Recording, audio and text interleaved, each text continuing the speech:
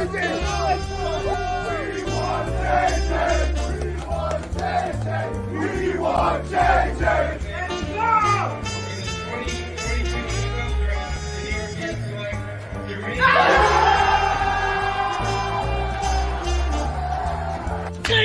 we got Johnson. We got Johnson at 26. We got Johnson at 26.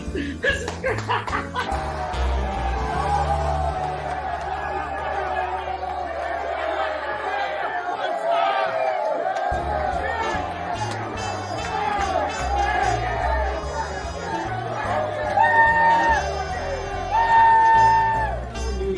It is Matt, it is Richie. We are hanging out with the Jets Lounge guys.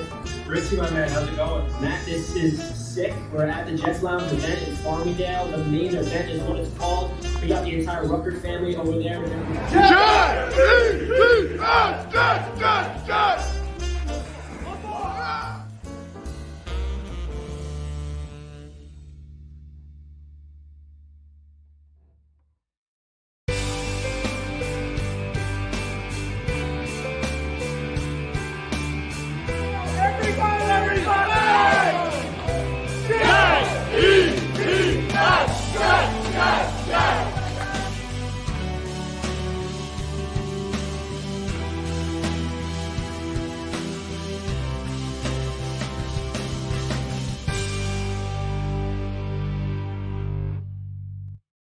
That's right, everybody.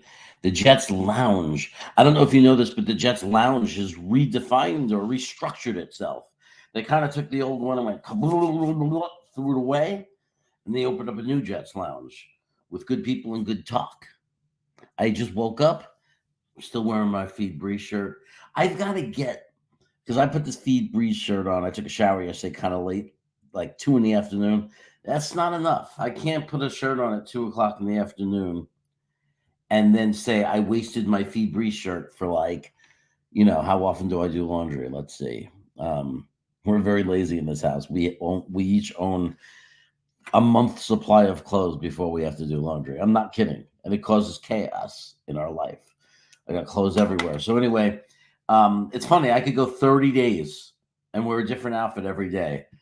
But I'm very, very stingy with the things that I like. I'm a Jew. And I like the Feed Breeze shirt. I almost need 2 of them. Maybe that would solve the problem. Because sometimes I wear this shirt, and because we do laundry so rarely, and the shirt might get lost in the fold, pardon the pun, I don't get to the shirt again for like 3 weeks, a month. I mean, literally the last time I remember wearing this shirt, and this might be true, which is like terrifying to me, was when I was in the airport on the way from North Carolina to New York for the draft party. And I got to tell you, that's really, really sad. It's like unbelievably sad that I went that long, the drafts, and this is literally my favorite shirt right now. And I'll show how vain I am. The reason it's my favorite shirt, because I like shirts, right? But I mean, why would I have a favorite? I'll admittedly say what makes this my favorite shirt is that people in the airport in Raleigh-Durham in North Carolina were screaming, "I want that shirt." And that was cool to me, that I was in North Carolina and people were like identifying with the Feed Breeze shirt. Also, just to give credit where credit is due, this shirt was designed by Ryan from Jets Talk 24/7. And I got to say, we don't talk enough about, I mean, most of us, if you're watching me, you probably know Ryan. There's very few of you who wouldn't know Ryan from Jets Talk 24/7 if you were watching me on my channel. I think it's interesting that we don't give enough credit to our community and our content providers. And what I mean is, and I'm not trying to sell his shirts. I'm really not that I don't love Ryan. And of course, I would want what's best for him. And I would love it if everybody bought one. But we don't talk about enough, is a genius. Like, the guy is a genius with the stuff that he creates and what he puts out there for Jets fans. Because I don't see the New York Jets official thing putting out shirts like this. And if you go to Talking Jets and go to their bio and click on the merch link, The shirts are so much better than anything you could buy in the store. Like Ryan is better than Fanatics. He's better than all these companies. They have no creativity. It's just the same thing. Jets, Jets, Jets. Why wouldn't we want to put messages like "Feed Brees" on our shirts to not only show that we're Jet fans, but we don't need to walk around to the world and care if they know this means I'm a Jet fan or not. It's a way to talk to each other. It's a way to connect us to each other. We're saying, hey, man, I'm a Jet fan, and this is where I stand with my team. I'm a Feed Brees guy. I'm a guy who's saying that we've got to give the ball more to Brees. We can't give the ball more to Brees because that'll make it slippery and we'll fumble. So kind of what I just did with my speech, fumble. I'm full of puns today. Morpheus, what's going on? Good to see you, brother. Good to see you here. So rant. What am I here to rant about? So look, our job to some extent is to overreact as content providers, right? It's really, really interesting that, and I can't believe when other content providers want to do it. It's like, I'm going to be completely honest here, right? If we get up and we do a channel and we put on a show and we create a show, anybody who says I didn't create that, like creates a thumbnail, creates a show, is giving the time, they don't want to talk to one person, right? Now, I'm not saying that all of us obsess differently over how many people we have watching, how many subs. We all have different feelings. We are all in different places, and that's fine. What I'm saying is none of us can honestly look and say, well, I don't care if there's only 2 people that watch this stream or ever watch this stream. I'm just having fun and talk and doing something I like. That's a lie. That's a lie. Because everyone, including me, that's ever said that obsesses over getting new subscribers. They create membership things. They do everything they can to make every dollar they can make. And that's human nature, and it's okay. It's okay, because as I realized in the last 2.5 years, this is a lot of work. It's a tremendous amount of work. Not to build a YouTube channel and do it for a month and do a few shows. It's a tremendous amount of work to do it for 2-3 years in a row. Dedicate every Wednesday night of your life. Dedicate hours of your time making the videos. And I'm not asking for pats on the back. I chose to do that. And I could work as hard as I want. If I suck at it, I'm not going to get subs or people watching, and that's fine.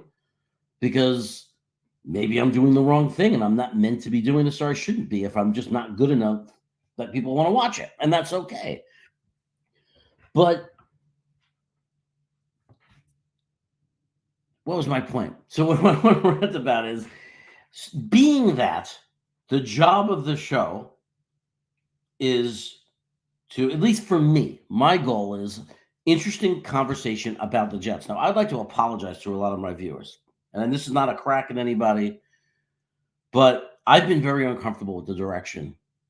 And I share everything with you guys and this is not anybody's fault. People should do what they want. There are viewers that like this. There are content providers that want to provide this, and it's all beautiful and it's all great. So understand, this is coming from me being honest with myself, as this is my creative outlet.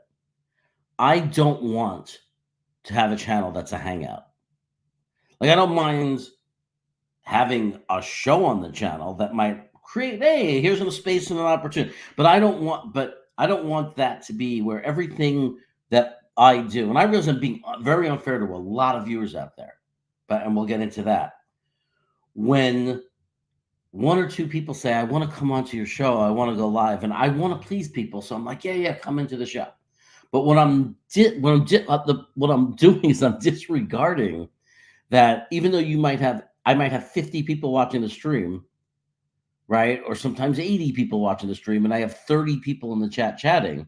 That's 50 people. I don't know what they want, right? And they're not in the chat, and they never call into the show.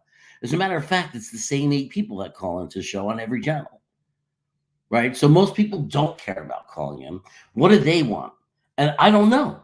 And I think that it's fine to have channels where people call in, because a lot of people are watching, so they might enjoy watching other fans come in and talk, and that's great.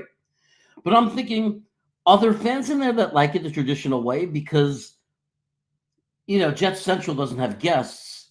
He doesn't do live shows, but he does his videos, and thousands of people watch. And I'm thinking those people like to watch content about the Jets. Not a bunch of people talk about why they're Jet fans, who their favorite Jet players in history were, which is all good content for some. But I apologize because I stopped doing what I like to do. I got sucked up in trying to please whoever's voice I heard. Okay. And for some of you, you'll say, why are you apologizing? That's what I like. Well, it's okay. You'll get that on plenty of channels. There are content providers, and I support them. And I believe in what they're doing because it's what they love that will give you that platform. There are going to be Jets channels that give you that platform to come on and talk and get to know each other and create a community. And it's a beautiful thing, and I'll be part of it. There are channels that you'll see me on doing it. I call in. I'm talking because outside of my own channel, I am a fan of the Jets, and I am a supporter of YouTube content providers, and I am just a fan of YouTube. I enjoy the people I meet, you guys. I enjoy chatting with you during shows. So I don't want it to come off in any way that I'm criticizing, being an elitist, thinking I'm better, thinking I'm worse. No. Right? None of us want to watch the same show on TV, I don't think. Like, I don't think anybody wants to turn on their TV and it's just Happy Days every day. Every day it's just Happy Days. You're watching Happy Days, Happy Days, Happy. I mean, at some point you're going to say, I'm in the mood to watch Cheers or Seinfeld, or maybe I'm not in the mood to watch a 30-minute sitcom. I want to watch Law and Order, right? So we want to watch different things. So I think our channels should be different. It's not always easy to make the channels different, right? Because if I'm live and I have a panel with me, if Green Bean's on with me, how do I make my channel different than if me and Green Bean were on his channel? So it's not easy. It's not easy to be unique. Everybody says they're going to do it. I'm going to start a channel and it's going to be different. I don't know how you're going to be different. Like, if you have ideas, I support you, and I hope, because as a consumer, I would love different. To me, different is just different personality, different levels of talent. Like, there's a guy I'm going to be on a show on Saturday, Mike D's Nuts, I think it is the name of the show. I don't know. He goes on with Matty Ice. He's a different kind of talent than Green Bean, than Ryan, than me, than Ian. Like, he's different. Like, I watched the show. He invited me to be on a show. I always check out the people before, when they invite me to be on the show. I knew I liked them already, so I said, yeah, I'll be on your show. And then I went and I checked. I said, holy shit, this guy's really talented. It's not just the takes. He's got this magical voice. He's got a real podcast voice. I go, this is a great, this is a real talent that's unique and different. And it excites me as a consumer to have a different channel. Anyway, getting back to the point, I went off what I want to be as a channel. Now, do I want lots of people to love me and view me and watch the channel? Yes. But not enough to do what I don't want to do. See, so there's the line. We all want viewers. I wish I had 10,000 subscribers. I would love for there to be 300 of you watching me, a booming chat of people talking Jets and doing all the stuff. I would love that. Right? But you have to have a balance at what cost? What if somebody said you could have that, but you have no enjoyment and you have to do something that you hate doing? Do I make that trade? So I'm going to, from now on, do what I like to do. And one of the things I like to do is just talk like this to you and just rant. And some of you might say, who the fuck is this guy? This bald schmuck. I don't like him. I'm not interested in what he has to say. And that's okay. But what I don't understand is you don't have to go into the chat and insult me. If you don't like it, leave. Like, I don't know what mentally. I've never went into a live YouTube show. I'm not talking about Jets. I'm talking about any content. And if I didn't like it, like, I click on it, I think it's boring, I don't go into the chat and write, you are a tool, you are untalented, you are an idiot. Because I think if you do that, something's wrong with you. Yet there are people out there that they're evil or something, or they're damaged, and they need to try to hurt others. From now on, I'm just going to block them. I'm not going to argue with them. I apologize for people who've ever been upset having to sit and watch me argue with people, because I'm never doing it again. If a troll comes in and they troll, I will delete them. And sometimes they'll say, but I didn't do anything that was trollish. I feel like that was fine. You're just avoiding, you're being extra sensitive. It doesn't matter. Go find someone else. It's okay. I don't need you and you don't need me. I'm here for the people who want to watch me. And if you don't want to watch me, don't watch me. It's okay. But I'm going to reintroduce who I am. I am a passionate Jet fan. I love the Jets. And when there's news, I'm going to overreact. Some of it will be part of my persona. Persona? Is that how they say it? You know, it's part of the channel. I have to boost up the energy. I have to embellish my reactions. I will admit this to you. I'm breaking the fourth wall, and I am admitting this to you because you want to be entertained, I would think. And I like entertaining, and I like being the character Jets Chaos. Now, the character is 90% authentic me, and it's 10% embellishment and adding energy that I might not normally have, because the things that really matter to me in my life is my wife, is my friends, is my family. The level of passion, even though I love the Jets, would be unhealthy if it ever surpassed the love and the care and the relationships I have with my family and my friends. For example, Johnny Boy is here, right? I love Johnny Boy. Okay. I've never met him in person, but I can honestly say if anybody ever tried to harm his children, I would step in front and take whatever it is I had to take, whether it was a bullet, whether it was a beating, whatever it was. I could tell you that honestly. That's who I am. Right? Because I value friendship and I value people and I value good people over everything in the world. Normally, I'm the guy that gets protected for whatever reason. You know, not the strongest guy. I don't know. But it doesn't change the fact that if somebody was beating like on someone I care about, I would take the beating. I'd rather get hit than watch someone I love or care about get hit. That's just who I am as a person. Okay, I will take the beating, which is why I get into a lot of fights and unnecessary fights and drag myself into things I probably shouldn't, because I can't help it. So if I watch one of my friends get attacked, I jump in and I say something. When I watch one of my friends get abused or mistreated, I say something. And it sucks because there are people I like that then turn on one of my friends. I watch one friend turn on the other and abuse them or mistreat them and not appreciate them. And they do something awful and they stab them in the back and they don't. And then like an idiot, I go on, I can't help myself. I last about 3 weeks and then I start making fun of the person who hurt my friend. That's just who I am. Again, if that makes you hate me, don't watch. But that's who I am. I protect my friends. You know what I mean? That's just who I am. But anyway, moving back to the channel, I'm going to add passion. I have to add it. And I admittedly have to add it because the passion is not going to be that person. It's not going to, the Jets and football and any of this doesn't come above family, friends, and that kind of thing. So sometimes you have to kind of turn up the volume. Okay. So as a fan, if I wasn't a YouTube content provider, am I freaking out over Haason Reddick? No, I'm not freaking out. I'm bothered. And the reason I'm bothered is because I've been watching this game for 40 years and I've seen holdouts get really ugly. And I've seen them really hurt teams and be tremendous distractions.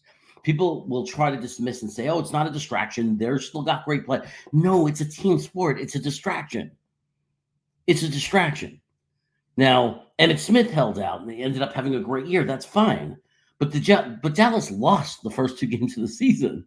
And they may have even won the Super Bowl that year. I got to check. I don't know. But the point is, I don't like bad news.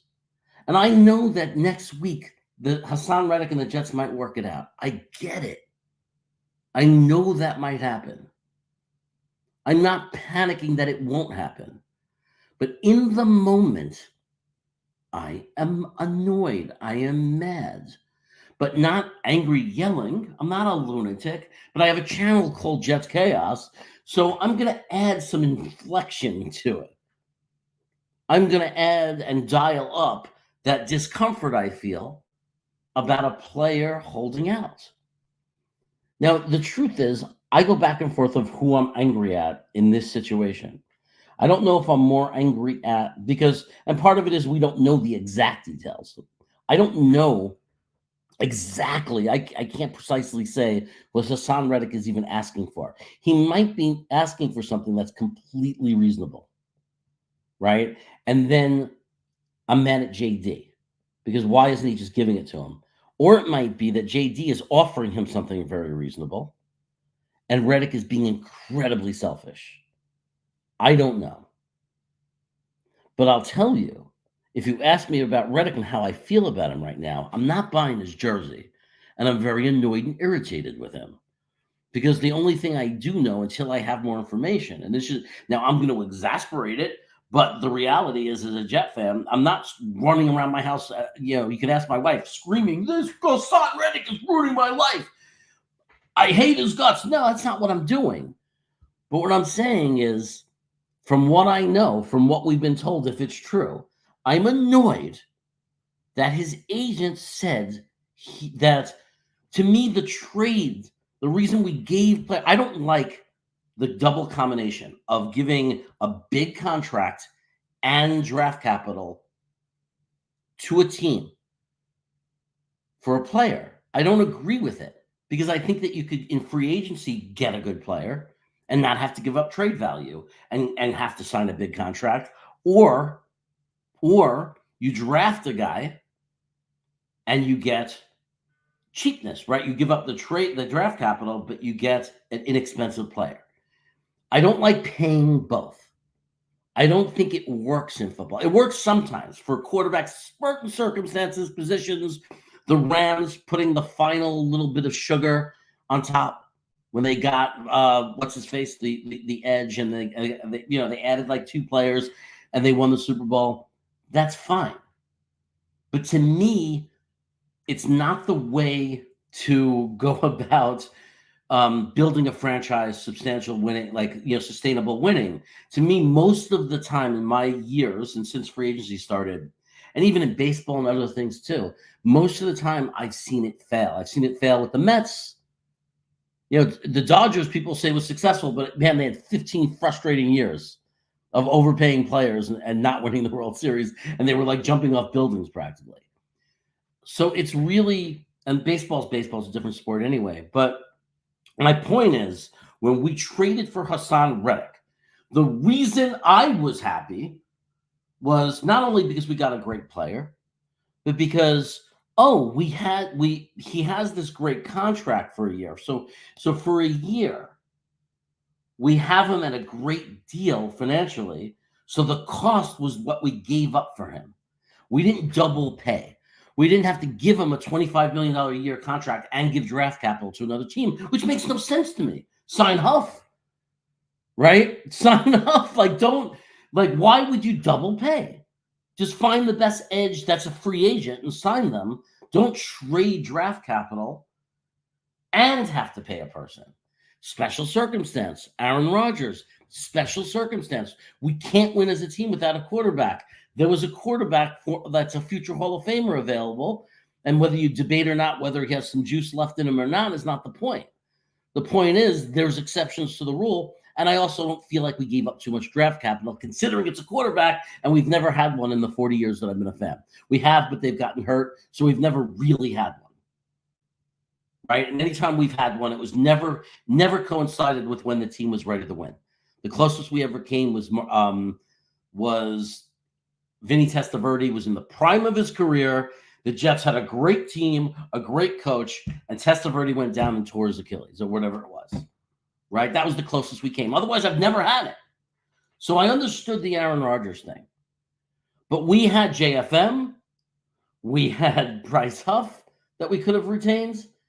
Will McDonald and JJ, right?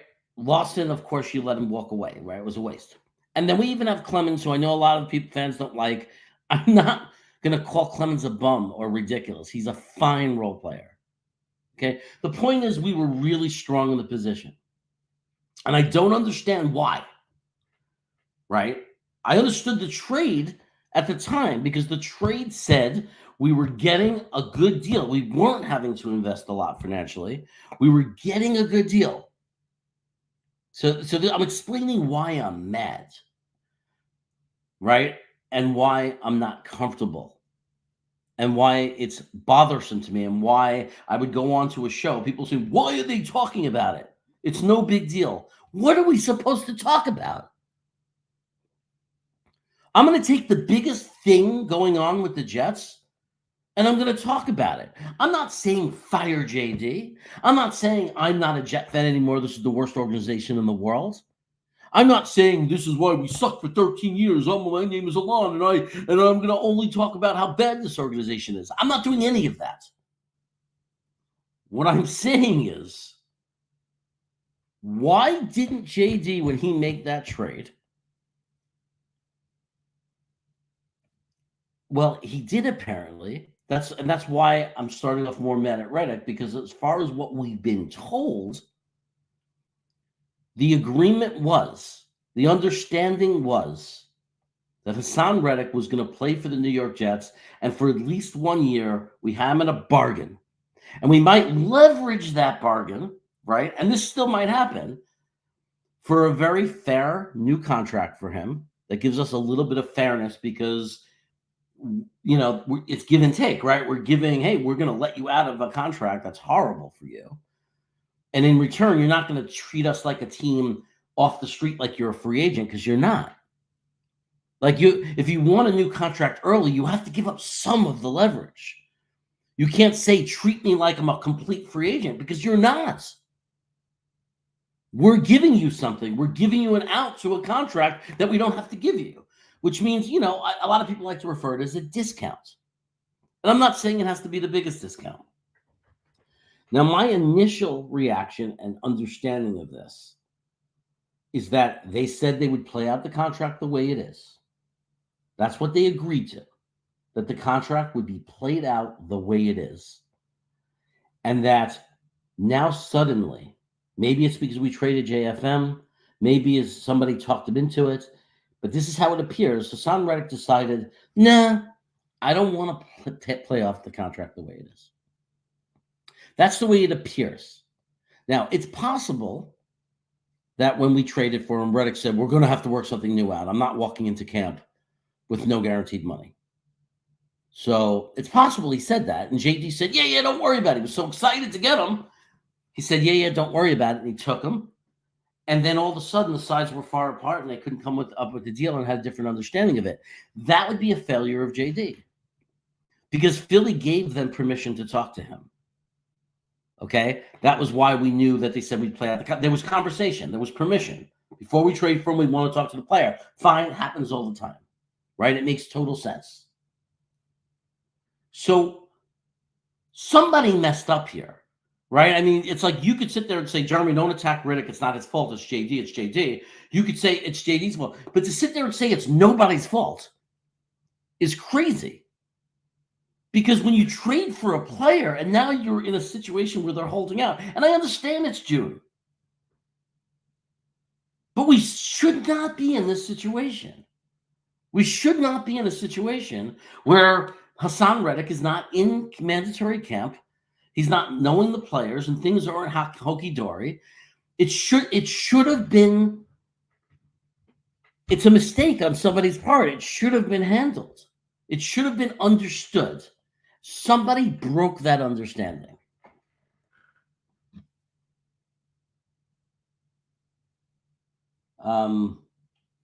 So Super Leroy, you're saying I can't expect. Okay, let me address this. Right? I 100% support turning the $15 million into guaranteed money. Like, I fully support that.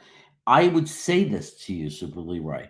If the issue is that JD is not willing to convert the $15 million contract and incentives to $15 million guaranteed money, then this is all JD's fault. 100% JD's fault. Because we already cleared our cap to accommodate $15 million. So the $15, guaranteeing it or not guaranteeing it, is meaningless. And I say that with somebody else's money, Woody Johnson, but screw Woody Johnson. If you've ever paid for a Jets ticket as a fan, you have the right to say screw him. $15 million is nothing. He makes that in the parking lot in a week. Okay? It's nothing. He's making millions owning this team. So to sit there and tell a player, I'm not going to guarantee your money that I already took cap space up for, I agree. That is stupid management. And my assumption was when we made this trade, we 100% agreed that we were going to guarantee that contract. Now, if you're sitting there saying, well, he deserves more money, man, because he outplayed his contract, that is a problem. Because it's a contract. Nobody understands what a contract is. They don't give the money back when they underperform. So you're saying, how unfair is that? You must just hate businesses and business owners. You're saying you don't deserve to make any good decisions as a business owner in the NFL. You're going to risk signing a 5-year contract with a player, let's say. 5-year contract, you're going to take all that risk. And then in the third year, because time and inflation or other players are making more, or because that player played even better than he expected, to say that you support that player saying, you could support them saying, I want a new contract, but I'm not coming to work and I'm not going to honor my contract. Is saying you want to live as a society where there's no decency, complete and utter just disgracefulness, because you signed a contract. A few years ago, he signed an agreement for a team, and it didn't have a no trade clause. So he agreed, even if it meant he was, even if it was meant for him to trade. I understand that it would be dumb for him to step on the field and be like, you're arguing what I'm saying, and it's like you don't understand what I'm saying. I'm not going to say it again. 15 and Super Leroy, I don't know how much money you have, but if you don't think $15 million guarantee, if JD is offering him $15 million, he's saying no, for you to sit there and saying, no, it's not enough, he could get hurt. $15 million is more money than I will ever make in my life. And he's playing a game. So I'm so sick and tired of he's playing a game. Don't sign the contract. 3 years ago, he signed the contract knowing that in 2024, this was his contract. He signed it knowing that. And I'm saying that even though he did that, even though we have the leverage to say, too bad, that's what your contract is, I'm agreeing we should guarantee it. And the reason I'm agreeing we should guarantee it is there's no reason not to guarantee it. There's no reason not to guarantee his contract. Give him his money, yes. But if he is, and I don't know if he is or not, if we find out he's asking for a 5-year contract, $25 million, $23 million a year, 4 years, $80 million guaranteed, he's screwing us over if he's demanding that. Because he said he wouldn't. He said he would play out the year and we could worry about the new contract next year. That's what the agent said. But if he's just asking to guarantee, so when I'm admitting I don't know who I'm mad at yet. Because if he's really just asking for guaranteed money to protect himself, you're right. I would not get on that field, Leroy. I wouldn't get on the field. I'd say I'm 30 years old. One blown out Achilles, I'm done forever. I'll never make a penny playing football again. I get it. But I did sign a contract. So the compromise is, if we can't work out an extension, guarantee me the $15 million. $15 million is all a person needs to live the rest of their life in wealth. If you don't go out and buy 50,000 cars and blow it all. But if you actually have a brain and you put it in 401ks and invest it and let a money person manage it for you, you will live a great life on the interest of that. Okay? Plus, he's made millions more in the beginning of that contract. It's not like he already doesn't have millions of dollars. But I support him on saying, I want the contract guaranteed. I support him. But unless owners are allowed to pull back money off of contracts when players underperform, it's the biggest double standard I've ever seen. So if a player signs a big contract and doesn't play well, Why shouldn't the owner be allowed to say, I want to restructure the contract, I'm taking $10 million out a year? You're not living up to the contract. Why? Why does the player get to say, I'm overplaying the contract, it's not fair, you have to give me more money? What does the contract mean? Why have contracts? Like, I don't understand. Why do we have contracts that players are allowed to just rip them up? Like, I don't understand. What's the point of the contract? And this is not just Haason Reddick. This is just in general at both the owners of football and the players. Like, it doesn't exist. Everyone's saying, well, football's different. No. As fans, we deserve better than this.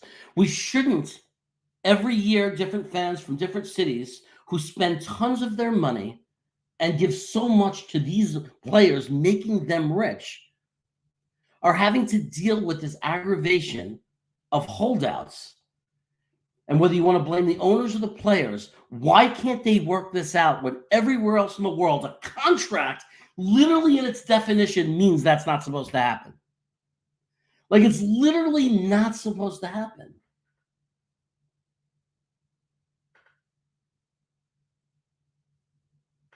Yeah, I know there was a chance it was going to happen. So if there was a chance that this was going to happen, Leroy, why did we do it? Because now we put ourselves in a situation as a team. We let Huff walk. We traded JFM for nothing. If Haason Reddick now has us by the balls and says, you have to pay me $25 million a year, screw your contract. Now you just had a trade to pay me. So you had to give up draft cap, you have to give up capital, you had to trade stuff for me, and you have to pay me like you could have just went out and gotten a free agent. Right? So if that's the case, why did we do the trade? Why didn't we work it out with him? Why? That's what I'm mad at. I'm not picking sides because I don't know who's wrong. But somebody failed here. I don't understand why we can't agree on that there's a fundamental failure. If he's not in camp, it's a failure. Now, I understand in 2 weeks it might be funky-dory. I understand that on July 1st, whatever, in 40 days, when camp starts, he comes in, he has a deal, and it's all forgotten. I get it. But right now, there's aggravation for us as Jet fans. I don't know what percentage of people that hold out of mandatory minicamp end up signing before the start of real camp. Now, something was said the other day that I totally disagree with. I'll start to get nervous in mid-August. That's somebody who just doesn't understand team. Like, you can't, like, there's no way that we should be, like, happy if we end up working it out and the first day he steps in camp is August 15th. Am I saying he won't have a great year? No, I'm not saying that. But that's not a good thing. Holdouts distract players. They do. They distract players. We want him learning our system. We want him to learn how to communicate. We want with CJ Mosley. We want him to be part of the. Everyone's saying, "Oh, he's professional. He's a veteran." No, come on. Then what you're saying is coaching means nothing. Scheme means nothing. Tendencies, working together, teamwork. You're saying that means nothing. If you say Haason Reddick could come in August 15th and it makes no bit of difference, then you're saying that football is and coaching is all just bullshit. That it's just street ball. That he could just come in and 2 weeks later be playing with a bunch of guys he's never played with. And he's going to be just as good and it means nothing. So what's the point of having camp? What's the point of having camp? Like, what's the point of taking, I mean, we can have a camp where they just stay in shape and maybe they play a little bit in shorts. Why do we have preseason games? Why do we have dress practices? Why do we have scrimmages? It's to practice, not only individually, any individual could practice. Garrett Wilson on his own could get together with Aaron Rodgers and Sauce could guard him and protect, and they could, three of them, practice. They could practice. A coach could watch, give them advice on route running. They don't have to do scrimmages. They don't have to do all that, except for one thing. There's one point of that.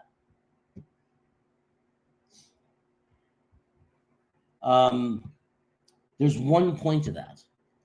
The point of that is to gain chemistry with each other. to learn the team scheme. So again, am I saying if Hassan Reddick comes in August 15th, is that the end of the world? Is going to suck? I'm not saying that, but it's another concern we have to have. We already have concerns, right? A-Rod's coming back. He didn't have a great last year of his career. We have the question of, was his skills declining? And now last year he missed a whole year. And now it's 3 years off him having a good year or his best year. Is he really going to be the quarterback that can do it? That's a real concern. It's fine. We can debate it. It's a concern, right? We don't need unnecessary concerns. And that's why I'm upset. Now, here I'm going to be chaos and I'm going to yell and scream about it. Understand, when I go downstairs and my wife says, "Are you really that upset about the Jets?" I'm going to say, no. I'm going to say it just sucks, though. I'm going to say it just sucks that we have to have this over our head. Because you know what, Leroy? I don't know why I'm talking to you so much, Leroy, directly, but I like to directly talk to people. I agree with you. Hassan Reddick is the most underrated player in this league. Like, when we got him, people were just so like blah, blah. So I'm saying a lot of people got excited, but so many people were like, oh, I like Huff. You can't compare Huff to Hassan Reddick. Huff is a specialist. He's a very good pass rush specialist. He's a very good role piece that you could put in passing situations. Hassan Reddick is a superstar. Hassan Reddick could be in every situation. First down, second down, third down. He's a star.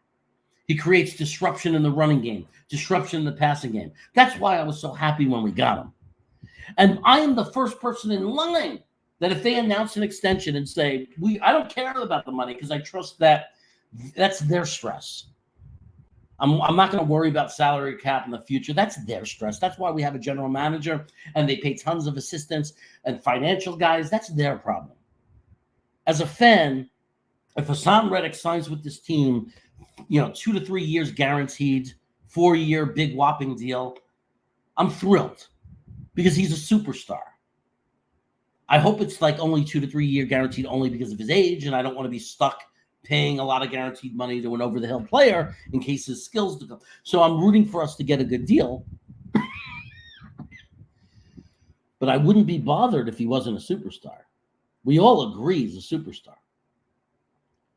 When I say if he's asking for a whopping contract and that wasn't part of the deal and it screws up our whole plan, and that JD screwed up and trusted the wrong guy, and that he should just cut off communication and let him call the bluff, I'm hoping that it works. I'm not hoping that Hassan Reddick doesn't play.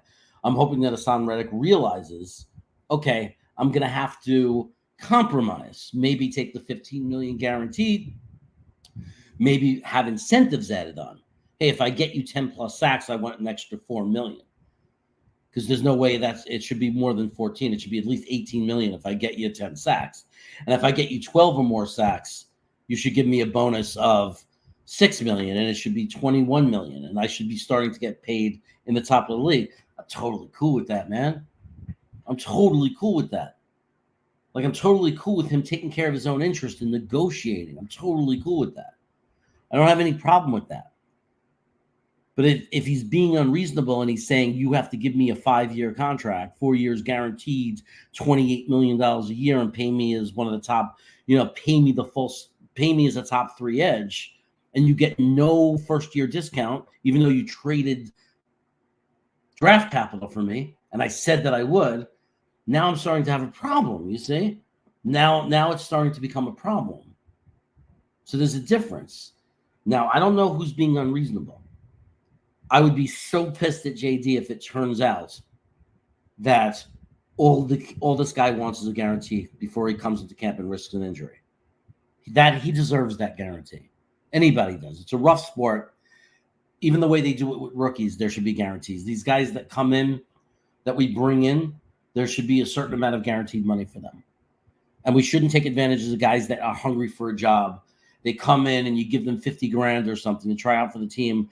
There should at least be a medical benefit in place for them, where if they tear their Achilles, they're very well taken care of. Disability. Like, I don't know, maybe it exists, but I would like to say that I hope that exists. There needs to be protection for these guys because they are coming into a very dangerous, high-risk sport.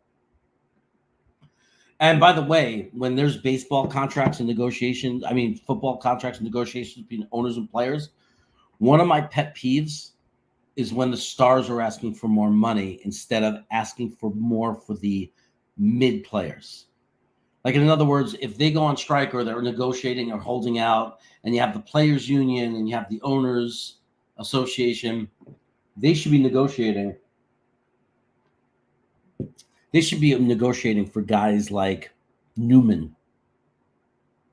They should be negotiating for guys like, this guy, this unrestricted free agent, Brady Latham, if he makes the team. Or, like, those are the guys I believe the players should care about. I don't think the stars should be saying, I want even more money. $30 million a year is not high enough for us. We need more guarantees. Because that's very selfish, because just because you do deserve more because you're a star, but to say that other players that are taking the same risks as you deserve no protection, and some of them live out their lives in poverty because they got hurt on the football field. Like, I would, as a player, if it was me, I'd be like, you know what? I make, in this system and the level I am, I make $20 million a year, right? As just a really good player in this whatever position. If I'm going to go to a negotiating table with an owner saying, I'm going to fight for my teammates. I'm going to fight for the guys without big contracts, and I would like to take care of them. But I don't know how I went off on that tangent. But that's just how I feel about that. The small Heathcourt jester. Much respect, man. One of the better content creators. Well, thank you. I appreciate that. If you saw my original banter, I was trying to explain is I've lost who I was for a while. Because I was, and it's not anybody's fault but mine. I'm not pointing fingers. I'm not putting anybody down. I don't want this taken the wrong way. I just forgot why I do this. And I need to do this for the reason that I do this. And this is why I do this. Healthy debate, too. Like, we don't have to, I'm not going to, if I'm being a baby because you disagree with me, then tell me and call me out on it and say, hey, Jeremy, I'm just disagreeing with you. But there's a difference between trolling and disagreeing. Like, Leroy, I don't know, it felt like you were disagreeing with me a little bit before, but right, I was respectful, and there's no reason to, you're watching and supporting my channel, and you're allowed to disagree with me, right? And you did it very well, and we had a little bit of a discussion. I can't read everything you're saying, so I don't know what we disagree with and what we don't. But the point is we're having a healthy discussion, and that's why I did this channel. The problem is I have people that aren't like you, Leroy, and they come in and say, Jeremy, you're an idiot. You're a schmuck. You're this, you're that, and they start getting personal, and they start calling me names, all because we just don't agree on a thing about football. Whereas if we were in person, we'd probably be at a tailgate, we'd drink a beer together, wearing our Jet jerseys, fist pumping and saying, let's go Jets. And the last thing we'd be doing is fighting with each other. So that's what I want to get back to. I just want to get back to healthy debate, Jets talk, and I will be with you when you guys want to jump onto other people's channels, and I'll be part of that fun too. But this channel is just going to be Jets talk for the people who just want to talk about the issues that are going on with the Jets and just focus on the Jets and not all the characters and the whack pack and, all these other people that come on. And sometimes I think that they're being taken for granted a little bit and being used a little bit. So I just don't want to be doing that kind of stuff anymore. I just kind of want to, just remember, like, when you go out there into those channels and there's like people calling in, if you're not laughing with them, then it's not okay. Like, we shouldn't be laughing at people. So my buddy, Nick, is not laughing at them. He loves them. So I'm not going to name names. I don't want to hurt any feelings. I'm going to say, like, as far as who I'm talking about, but he loves the people that comes on. He's not laughing at them. He's laughing with them. He's celebrating what makes them funny, their quirks or whatever. He's not trying to embarrass anybody. He's not trying to harm them. But I think that sometimes with other places, I kind of get the feeling that there are people taking advantage of other people that can't completely have the full facilities to protect themselves. And as a former special education teacher, you could probably understand why I'm very sensitive to that. So just make sure that when people are on the shows, that the host has those people on for the right reason and is really bringing joy to those people, and they're not taking advantage of them or humiliating them or allowing them to be humiliated or made fun of or made out to be a joke. Because would be, I mean, it's like beyond belief horrible if that on any of these channels is happening, where these people are being used as a joke and being laughed at. It's not okay. I want to thank my boy Grandizer. I want to thank him for he's saying hotline. I don't have a hotline, so I don't know what he's talking about, but he does put out like different pieces of information for the channel. He puts out links. If you're still here, Grandizer, I'm going to be honest with everybody. I really care a lot about my Brooklyn Boys food review channel. If you really want to support me, if you want to say, hey, you know what? This guy comes on, he works hard, he's trying, you know, don't think I'm doing it like I love doing it. So I don't want to act like I'm this gracious, giving person that only cares about giving. I love doing it, so I do it for myself too. But if you appreciate it, I'm asking you to not to pretend and watch things you don't want to watch. I'm asking my supporters to give my food review channel, I do with my brothers, a chance. I'm asking you to give it a chance. I believe in the content of that channel. I believe in what my brothers are doing. I believe what I'm doing. We have a family. My mother's going to do a review. I'm about to release a review that's done. My brother had my mom do a review. My mom is 84 years old. She's a crazy Jewish woman, nuts out of her mind. Think of it. She's my mother. Crazy as crazy can be. I love the idea. I already put out a video of her making meatloaf and me filming her, and it's hysterical and people love it. So it's a very personal project, but I honestly believe the content is good, and it might not be for everyone. And if you don't like it, fine. But if you wanted to support me and say, hey, what can I do as a favor to you? I don't care about super chats. You know, a lot of people say, I don't have money to give to people, and I'm not asking you for it.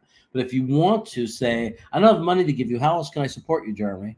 Like, what would mean something to you? What would mean something to me is give Brooklyn Brothers Food Review a chance.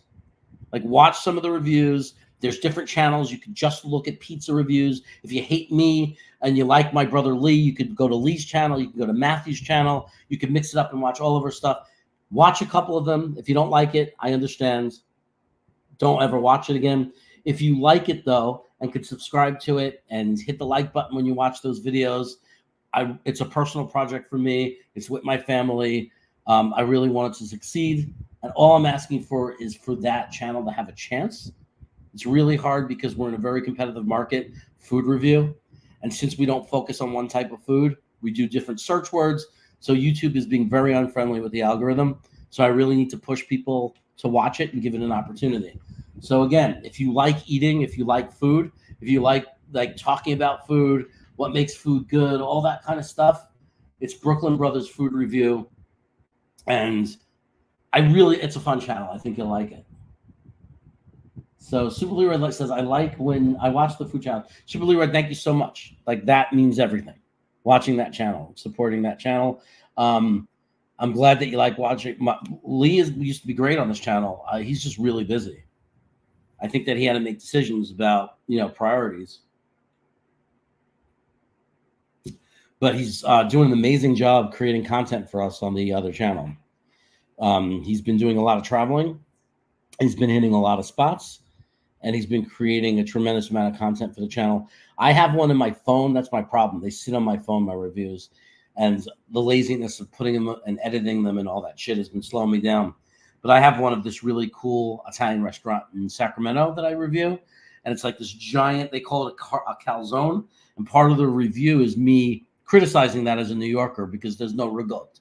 And I don't think you should be allowed to call something a calzone if there's no ricotta. What makes the calzone a calzone is the ricotta. You can add things to it, fine. But if it doesn't have the ricotta, then it's not. To me, it's a stromboli shaped like a calzone. But anyway, it tasted delicious. So look out for that review. And my brother just put out a review of a Pakistani restaurant that I can't wait to try next week when I'm in North Carolina. And the one before that is All American Burger from Long Island, a famous place when I was there for the Jets draft party. So check it out. Oh, look, he had happened to mention it. His All American Long Island Superior In-N-Out Burger. That is like probably my proudest review to right now. I love that freaking review, guys. So definitely check it out. Nick, of course, called the number. It's a food delivery service.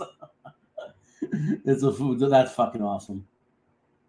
Hey, dude, I've been in Staten Island, man. I fucking love Staten Island food.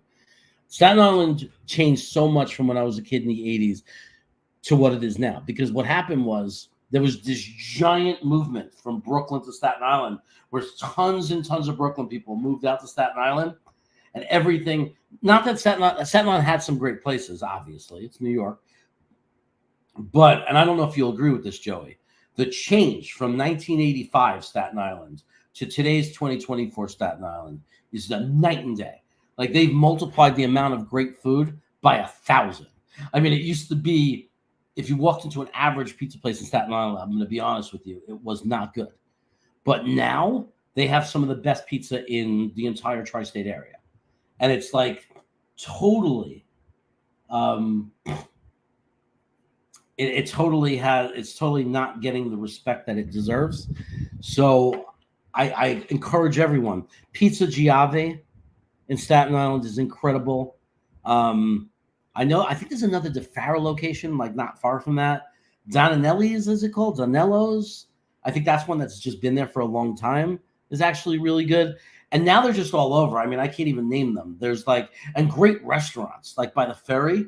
I took the ferry over near where the Yankees minor league team is. And on the other side of that, there's some, that area is growing and there's some restaurants that are fantastic. So I hope to get back. The only problem I have with Staten Island is it's really hard to navigate if you don't have a car. So when I come in and I stay in the city, if I take the ferry over, it's hard for me to get around. Now I have a guy, some of you might know him, a friend. His name is Steve, Sack Exchange. He runs the Jet Lounge. He's been really great about taking me around when I was in. But now he's in New Jersey, so we have to coordinate it better. But that's my only challenge about Staten Island. Unlike Manhattan and Brooklyn, I don't know how to navigate it. So it's very difficult for me to do a lot of places in Staten Island. But yeah, man, I tell people, if you're a foodie and you're in New York and you're there to try different food, do not forget about Staten Island. Great place. Yeah, there's ricotta, dude. I cook myself. Don't get me wrong. I mean, I make big ziti, and ricotta is ricotta. That's like one of the most important ingredients for my big ziti. And guess what? I don't know if you do this as well, Joey. I will put little droplets of ricotta even when I make chicken parm in a tray, in a platter. Or I will drop eggplant parm, especially because the texture is so perfect, to put little blobs of ricotta like in the eggplant parmesan tray, right? So I love ricotta. They have it here, but I haven't found like basically I'm restricted to just like Palio, like, the very commercial brands. I haven't found like a different alternate brand that's made from like a small Italian cheesery or imported from Italy. Like I haven't found that, but I find that the ricotta, even from Palio or whatever, like is still really good. Like it still works in those dishes. So I'm not complaining, but man, if we only first out here in Sacramento got Grande Mozzarella. For those of you who are foodies will know, one of the things that make New York pizza so good is there's this one company in Wisconsin called Grande, and they make pretty much the cheese that 90% of the good pizza places, like the standard pizza places, not the Fresh Mutz places, but like, football pizza, 90% of those places use Grande Mozzarella. I mean, it's the cheese. It's why North Carolina has good pizza now, because they use Grande. Then the only thing left to figure out is the crust. Anybody can make a good sauce, because you can buy the imported tomatoes from Italy anywhere in a can, grate them down, and do what you need to do. Now that we have the Grande, the only thing left is the crust, having to deal with the fact that the water is different. But that's not an impossible situation. You just have to be willing to experiment, and it's chemistry, and figure out, how do I make a good crust that's going to be crispy with this water? And places have figured it out. You just had a sausage and meatball calzone yesterday, but did it have ragout? And do you agree, Nick, that if it does not have ragout, it's not a calzone? Like a calzone, traditional calzone, is the dough, the scoop of ragout, the handful of mozzarella, right? Then the first thing that became really popular when I was a kid growing up is you put it either on, you put ham or prosciutto on top of that, and that was the perfect way to add some saltiness, add that little meat. And then we started going crazy and adding other things, and I'm totally fine with that because it all tastes good. But if you take out the ragout, to me, it's a stromboli. The second you take out the ragout, I love Ralph's. I hope that's not a complaint, Matthew Smith. Ralph's Italian Ice is like one of the things I love about Staten Island. I mean, one of our highest reviewed things is Ralph's. There's one on 75th and First Avenue, around First Avenue in Manhattan, which is open in the summer months. It's open right now. So for those of you who are in New York City who have never had Ralph's, you don't have to go to Staten Island anymore. And what's great about Ralph's is they have what's called cream ice. So instead of just water ice, they have cream ice, which is just freaking incredible. They have a flavor called cake batter cream ice.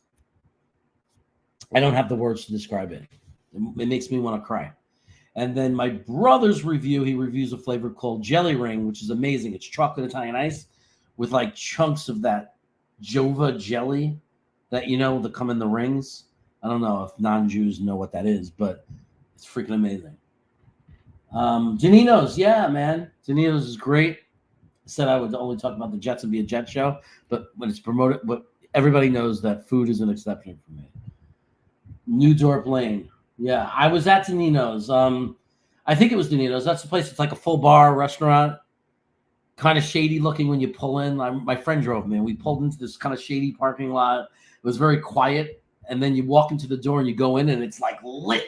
And I think there was an arcade game. There's a little front area. Then we walked in, we sat down, and the pizza was very good. Well, if you're from Bensonhurst, you know great pizza. So, Mulberry, that's interesting you say that. My favorite Italian restaurant in the city to go to. I'm not saying it's the best because I know Bay Ridge. I know there are amazing places, but my favorite one that I know of that's just really easy to go to, and this is anybody who goes to New York for a Jet game. If you're in the city, I recommend it. On Mulberry Street, there's a place called Danico's. That's my place on Mulberry. If you like giant veal chops, even if they don't have it listed as a special, if you mention it, they'll probably make it for you. They do a freaking veal chop on the bone that will blow your minds. But everything I've had at Danico's is amazing. I love it. And then when you go out onto the street on Mulberry Street, there are bakeries where the stuff is in displays outside on the streets. Cannolis, Neapolitan. I mean, it's freaking heaven. So yeah, that's good stuff. I left New York when this became a thing. Vodka pizzas and vodka this and vodka that. But I remember vodka penne. That was what existed when I left New York. And I loved it. Because I always loved ziti Sicilian, which was a mix of cream and sauce with eggplant and ham in pasta, and cheese. It was a dish. It was like baked ziti, but it was with a cream tomato sauce and eggplant. And I loved it. So I would love to try a vodka chicken parm, man. I have not had it yet. I see it all the time on TV. I see reviews. I've got to try these different things. One of the other things that happened in Staten Island, and I probably happened in Brooklyn, was one of my favorite dishes was chicken French. I love chicken French. It's like a white wine lemon. It's like chicken piccata without the capers, but I love chicken French. And I come back to visit my friend, and she knew, like, his wife Danielle. She knew I love chicken French, and she goes, "I got a surprise for you." She goes, "They do it a little differently now," and she ordered from a place called Villamonte in Staten Island, and they've been there. They're an old school, been there forever, in the Tottenville area, and she orders me a hero. It's a chicken French hero, and I think it may have had fresh mutts. So it was like the chicken French. And then there was slices of fresh mutts kind of like melting onto it. It was the greatest. It was one of the greatest things I ever ate in my freaking life. My wife uses Biazzo. Well, I'm not going to argue with an Italian, Joey. So I never had it with Biazzo. But if you want to invite me over and she's using Biazzo, and I will happily sample it, try it. I'll even review it for you. We'll get her famous. Let's see. Coconut ice, yeah. So what are you saying about it? No, I had Ralph's yesterday, amazing, but only having Ralph's was crazy. Yeah, I mean, it's hard to believe they only have Ralph's, because like usually, I mean, in Brooklyn we had a place called Isis Queen, and Isis Queen back then was my favorite. Like, it was better than Gino's and Mariano's, which was the green and yellow cup, but they also sold, in a scooper at pizzerias. I always liked Isis Queen because when you grow up in Brooklyn, you can go to Utica Avenue, and you can go to the factory, where they make it, where it was located. And why am I having trouble expressing that? Their home base. I don't know. We went to the actual Isis Queen, and of course we were kids. We got twice as much. Like, we could afford it because you're buying it directly from them. They were very generous, and it was cheap, and you could buy containers of it. You could buy what the pizzerias had. You could buy a 10-gallon tank of it. Isis Queen, I will say this: it did not have Ralph's kills them on texture because of the cream. And as I got older, I realized that Isis Queen, I stopped promoting it and arguing with people that it was the best because the texture, maybe because when they shipped it to pizzerias or whatever, it got clumpy. The texture wasn't as smooth. And we all know that Italian ices, it's got to have that smoothness and that mouthfeel, right? It's part of what makes it incredible. I will say this, though. The flavor of the Isis Queen flavors are amazing. Like, to me, the vanilla chip flavor from Isis Queen, like the flavor of it, not the texture of the ice, but the flavor is the best. The cherry, the rainbow, like all the flavor. And now we're not allowed to like that flavor anymore because of politics. But or some do and some won't. Now, anyway, forget that. It's a delicious flavor. But the flavor is the best for Isis Queen in my mind, except then Queens came up with an amazing, I forgot what it was called. They made these homemade ices, Queens, and they had a brand become famous. So every borough, it's funny, had kind of like their own brand. But let me tell you guys something. Internally in New York, we will fight over things like who has the best Italian ices, who has the best this, who has the best that. When you live in California, you give me Gino's, you give me Mariano's, you give me Ralph's, you give me Isis Queen, you give me the one from Queens. I don't care. Okay, the best we have, and I'm not saying it's horrible because I'll freaking get it, is every once in a while I see Rita's. I think the one closest to me closed, unfortunately. But when that's the best you have, that's a bad situation. Because Rita's is not at the level.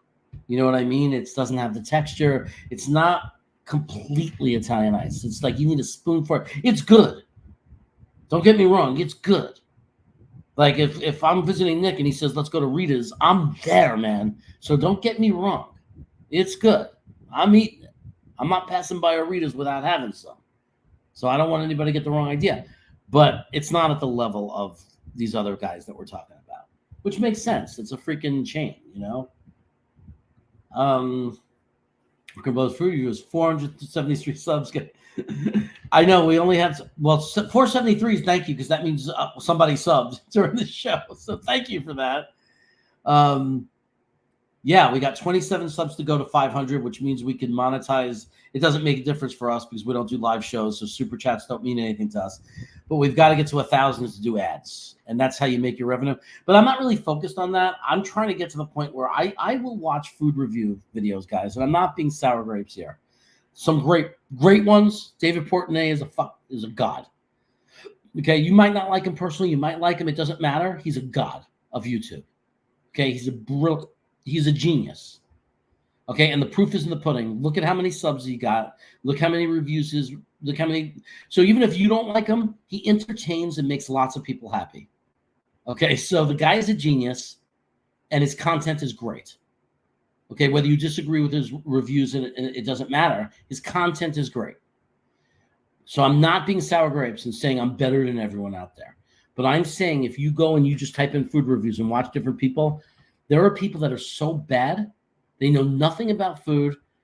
They are complaining about the stupidest things. And they're eating crappy food that's not anything like us New Yorkers know is good food. Like it's not mom and pops. They'll go to chains and say it's good. And it's such crap content, and yet they have thousands of views. And that is driving me crazy because what do I have to do? How did they get thousands of people to viewing them and putting comments like they're good? And they're the worst. They're not entertaining. They're not informative. It's just some boring person eating food. I like this. It's good. I don't get it. Maybe I'm delusional. Maybe I see my brothers and myself as better than we are. Maybe we suck. I don't know. Maybe we're just as bad as they are. I just don't understand why there's such bad content out there that gets thousands and thousands of views, and they have thousands of subscribers, and we're putting out this content and can't get anywhere. I just don't understand it. But we're going to keep pummeling because I'll tell you what's good about that 473 subs. Very organic. We had like 50 friends support us and join, and then we stopped trying to get people to sub. So after the first 50, 423 people were just legitimate organic subs of people that are not personal friends, that are just either from this channel or just people who stumbled across the video and liked it. But anyway, yeah, man, I love my channel. Pizza Giavi is in New Dorp Lane. Yeah, man. Everybody got to go to Pizza Giavi. Again, that's a place where I don't understand why people aren't giving it the love it deserves. I ate there, man. It was as good as, I'll say it. It was good as the Farrah in Brooklyn, in my opinion. Different. I'm not saying the same, but it was as good in a different way. It was I'm a sauce guy, so I like places that the sauce is really pronounced. Like, it doesn't have to be dripping, but I want to taste it. I don't want pizza to taste like grilled cheese. I don't want to sit there and look forward to the spots that look like they have sauce on them. I want a pizza where every bite I'm getting a good blend of sauce, cheese, and crust. I like the balance. There has to be enough sauce. What I love about Pizza Giavi is it has like this layer of just like, it's like tomato paste and sauce. It's so good. It's like this thick, sweet, wonderful basil-y pizza sauce. And it's in every single bite. I mean, it's like pronounced. You taste the sauce. The cheese is the highest quality. The guy has a great story, man. This guy went to Italy and learned how to make pizza. That's passion. When you go to Italy and just take some low-paying job being a pizza maker in Italy so you can learn the art of making pizza and then combine it with New York, because it's Italy pizza. It's not like you're sitting there eating thick, different style pizza. It is at the level of, like, to me, it's like the De Faro or the Lucali's, except the cheese is different than Lucali's, but it's that level of pizza. Like, it's high quality. Like, the best quality flour to make a real crust that's as good as any crust you're ever going to eat. It's like you can put no sauce and cheese and just make pizza bread out of it, and it would be the most fantastic thing you ever ate. He probably could. I wonder if he's done it. Like, you can make a pie and just put that dough in and cook it and bake it till it's freaking starting to turn black. Take it out, slice it up, and just eat that, dip it in sauce or something. Oh, my God. But anyway, it's a fantastic place. It's super underrated. I cannot wait to review it. I went there and I didn't review it. It was before I was doing reviews. And I can't wait to review it. It's so good. It's like, I hope it's what I remembered when I go in to review it. So Matt Smith, you're back. Thanks for coming back and supporting the channel. Jelly ring flavor. Yeah, man, that's my brother's favorite. Oh, you're saying Italians knew about jelly rings? Okay, I don't know, man. We all did grow up together. You know, Brooklyn, like the whole Long Island, you know, it's like so many Italian Jewish culture intertwined. So it's true. I mean, when I meet Italians outside of New York, they don't know about these things. But And a New York Italian knows what a knish is, but believe it or not, a California Italian doesn't. So there is a difference. That's your place, Danico, bro? All right. Didn't they have a location in Tottenville? I think someone in the family did. They had a Tottenville location, but my friend said it wasn't the same as going to Mulberry Street. And dude, when you sit outside in the backyard of Mulberry Street, like in that location, when it's a nice night, you feel like you're in Florence, Italy. Like the outdoor seating there in the backyard is like the best experience. My wife dreams about it. She's like, I just want to go to Danico's and sit in the backyard. Man, when it is not too hot and the weather is right, guys, if you want to feel like you are in Italy, we went all over Italy. To me, the feel of it to me mostly was Florence. Sitting there in this place outdoor, the waiters are all like Albanian or Yugoslav Macedonians. They're the nicest, they're very nice, they're very attentive, very friendly. So the waiters are great. There's nothing bad on the menu. It's like one of those places, if you go there, don't chimp out. Don't just go in there and get a chicken parm only. Like, go with a group of people, get appetizers, try different things. Like, everything there is amazing. I love Danico's, man. I hope it never changes. It's my biggest fear, is when things go away and change. I never had it, dude. I got to try it. I love gnocchi, too. Dude, I love gnocchi. I usually get it bolognese, but I love gnocchi. Like, I love places that will let you get chicken parm and say, I'll pay extra. I don't give a shit about the money. I'll be like, can I have gnocchi instead of like pasta, regular pasta? And I love the places that do it. Best thing I ever got was one of the best things I ever got. Great Italian restaurant in North Carolina, by the way, Raleigh-Durham area, by the way, guys. Same distributors, all New Yorkers that are down there that open up these places, legitimate Italian restaurants in Raleigh-Durham. I went to this place there's a place called, guys from Brooklyn, place called Mamma Mia's. And I went in there and my brother already established a relationship with them. So we became so the family was friendly with them. And I came off the plane, went there, off the plane for dinner. The family's there. I just got off the flight. Wife's sitting there, whole family's there. We have a big table. He said, what would you like? He didn't even give me a menu. Because what are you craving? Because he knew that I came from, he knew who I was, my brother, because he knew my brother. He knew I didn't need in the menu in an Italian restaurant, that I would come in with an agenda. And I did. And I said, can I have chicken masala? Usually I say chicken masala when I'm in the mood for that. I say chicken masala, same sauce pasta, right? And Joe, you know what I'm talking about. I don't want the pasta to have tomato sauce on it, because to me that doesn't mix well with masala, with chicken masala. So I want the masala sauce on the pasta. That's a big Brooklyn thing. I'm sure Staten Island too, right? Same thing with like chicken French, same sauce with the lemon sauce on the pasta. Anyway, I said to him, instead of saying same sauce, I just took a shot. I said, oh, this guy is hugging me like I'm family. So I said, is there any way that I could get gnocchi with the masala sauce on it?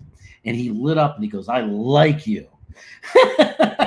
He's like, yes, you can. He goes, I'm happy you asked that. He goes, that's somebody who appreciates good food. And let me tell you something, man. Oh, I love gnocchi. Love gnocchi.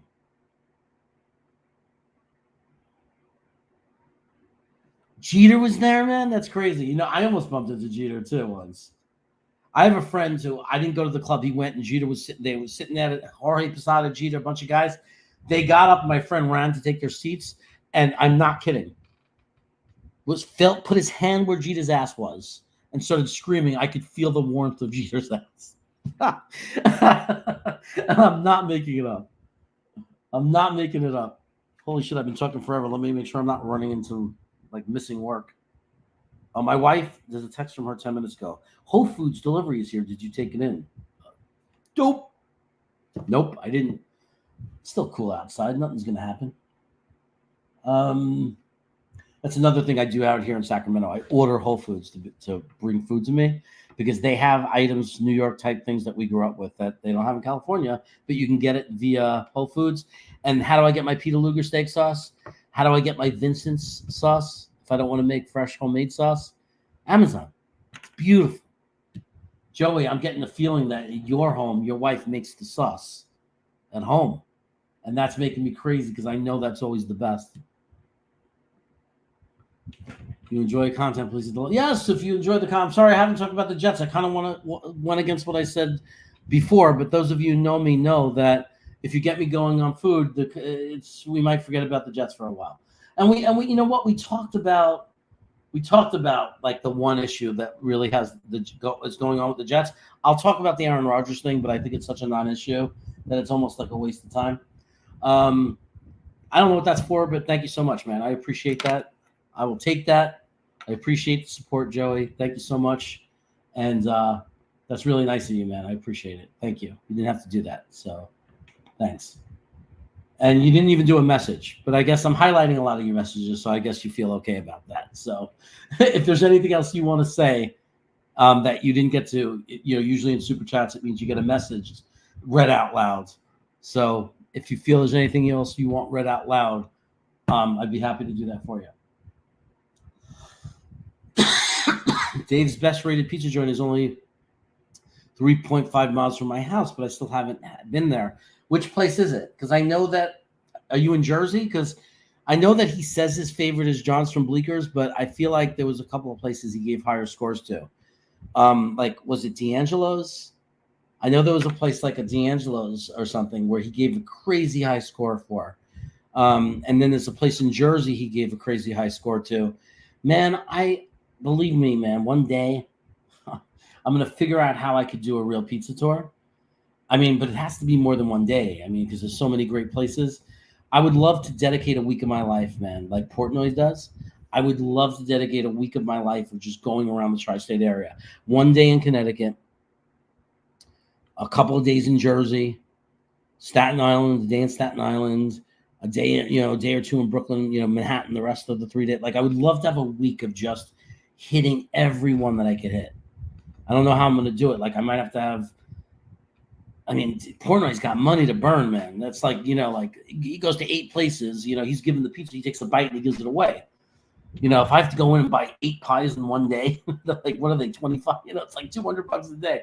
But hey, even if it costs me $1,500 to do, $1,500 in pizza in 1 week, and I try 45, 50 places, that's tons of content for the channel. It's a great experience. Hopefully I'll find, because I can't eat all the pizza, I'll find homeless people, or there'll be people just around that I can give the pizza to, so I could do a nice thing like that. I think it would be worth it. Once I'm out of school and I'm working and I have money again, I think it would be worth doing that. I do. What do you guys think? Should I do that? Should I ever go on a vacation where I dedicate a full week of trying all pizza? I would love to know what you think of that idea. Robbinsville, New Jersey. What's the name of the place, though? I definitely saw the review, bro. I definitely saw it. Like, I know the one you're talking about. I think he gave it like a 9.4. I think that's the highest number I've ever seen him give. And I remember how excited he was about it. A 9.3, yeah, a 9.3, 9.4, something like that. He's only given like 3 or 4 places a 9.3 and 9.4. There's like 3, maybe 4 places. I think he gave a 9.3 to Sally's, a pizza in New Haven. I haven't been. I'm ashamed of myself, man. I call myself a pizza lover and a foodie. I lived in Manhattan, and I can't even say I can't even say that was cry ignorance. People told me to do it, and I didn't do it. I should have gotten on a train to New Haven. I should have made a day. I should have done a day trip to New Haven. I should have gotten on that freaking train, went there, went and tried Sally's and Don Pepe's and Moderate. I should have tried them. I should have done it. And I promise myself that one day I will. Like, and maybe I got to stop promising it and just do it the next time I'm in New York. I just need a partner, man. I don't think like doing things alone. I just need to find someone who's willing to do it.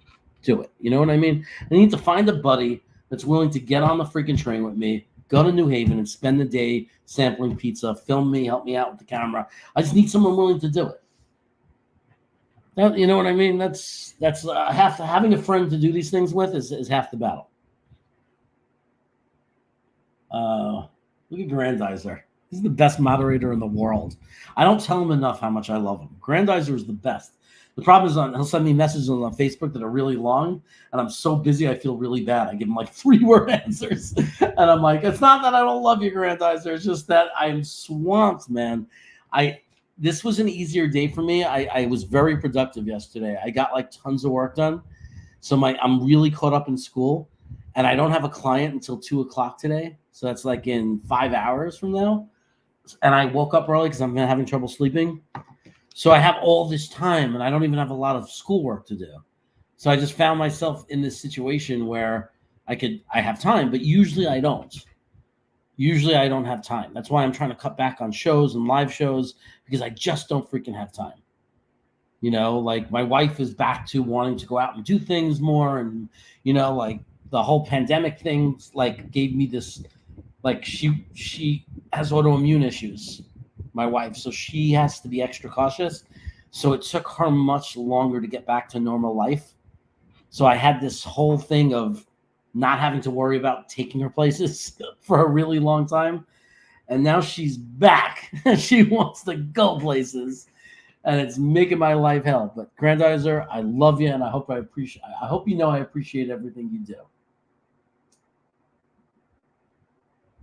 I don't like Dave Portnoy, but he does go to good spots. Okay. I don't know, man. If you like my videos and you don't like his videos, I'll take that as the greatest compliment in the world, Leroy. Or if you like my brother's videos, like that's the greatest compliment in the world. If you're saying that, if you're saying that you like our videos and not his, because if someone told me I came close to the quality of content that he puts out there, I'd be very satisfied. I'm very happy. Harry W is a really good friend of mine. Report of the Week is also very good. I think the Report of the Week was funny because the first time I was serious, and then I realized he's serious. That's him. The only problem I have with the Report of the Week is he only does fast food. And yes, I'll integrate fast food into the channel, and part of it is because I need because it brings in viewers and it gets me new subscribers. But I hate it, man. The reason I hate doing a fast food review is because, like, do you really need a fast food review? I mean, because I'll tell you right now, with the exception of places like In-N-Out Burger, okay, there's really very all know what it tastes like. And I'm a McDonald's addict, right? Like, I acknowledge that even though it's unhealthy and it's low quality, they do something to it with sugar and chemicals that make it taste delicious. And I think people were saying, McDonald's is gross, man. And I think, like, eat real food. Maybe they mean it, but, McDonald's has so many people that go to McDonald's. There's so many, and they're always crowded at lunch and everything, that there are people out there, and they're not even cheap anymore. So there are people out there that like it. I'm not the only one. I think it's just that most people won't admit that they like it. But a Big Mac is delicious. I'm sorry, it just is. Yes, I like the double Big Mac better because it had the appropriate amount of beef, and the Big Mac skimps on the beef. Yeah, but man, it tastes so freaking good. I'm sorry, it just does. I like good food and I like cheap food. I'm a real foodie. I like it all, from the bottom of the barrel to the top of the barrel. I like all food, but only reviewing fast food, and then he'll review the same product because now it's been re-released a year later, and I really need to see him review a nacho Dorito taco again. Like, I don't need to see him review it again. But I do once in a while when I see there's a new fast food item and I can't try it, I'm on a diet, and I wonder if it's any good. I do go to the Report of the Week because he is the best of the fast food reviewers. He's the most thorough. He is the best. I'm on the wavelength of him. Like, I wouldn't give it a 7.5 like he does sometimes because it's fast food shit. I eat real food. And so I would give it like a 6.2 and say, really good for fast food. Tastes good and everything, but it's crappy for you. It makes you feel sick afterwards. But I do check in with him about new products out of curiosity. So I agree. He's very good. He's very, very talented. Like, however he managed it, his content is really good, really consistent. He's been doing it for years. I take my hat off to him for it. My friend Don Crea has a restaurant in White Plains, Buon Amici. Has some of the best food in New York. Really? In White Plains, huh? Huh. I haven't been there in a long time, but I know White Plains. My best friend, by the way, owned a restaurant. That's how this got into me. So I'm Jewish, but I grew up in an Italian family. Like they were my second family. I spent every Christmas Eve with them. It was my best friend. I mean, I literally, Saturdays he came over to my house, bagels, lox, cream cheese, my crazy Jewish family. Sundays I went to his house. His cousin got me into Roma, the football, soccer team. Early in the morning, we used to watch Roma. His mother would make a light breakfast.